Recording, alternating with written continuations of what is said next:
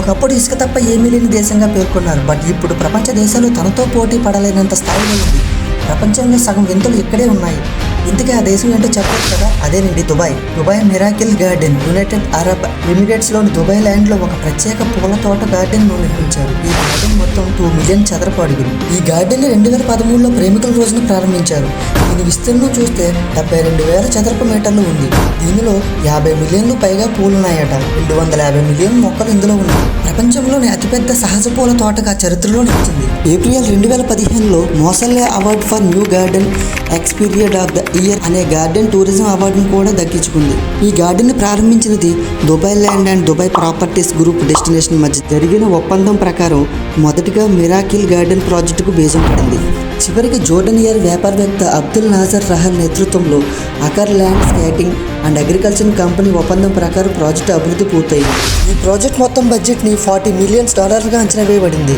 ఈ గార్డెన్ని వివిధ దశలుగా నిర్మించారు. దీనిలో పూల గడియారాలు, చీతగోగ చిలుక తోట, అలాగే రిటైల్ దుకాణాలు, అలాగే మసీదులు ఉన్నాయి.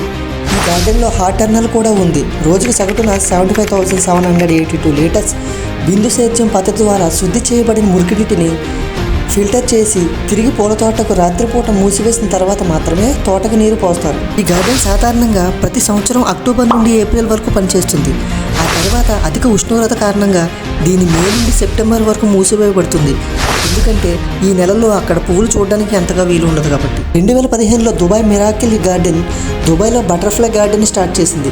ఇది ప్రపంచంలో అతి పెద్ద అండ్ ఈ ప్రాంతంలో మొట్టమొదటిగా ఇండోర్ చీతకొక చిలుక తోటలో 26 జాతులకు చెందిన 15,000 చీతకొక చిలుకలు ఇందులో ఉన్నాయట. దాని తర్వాత డిస్నీతో ఒప్పందం చేసుకుంది.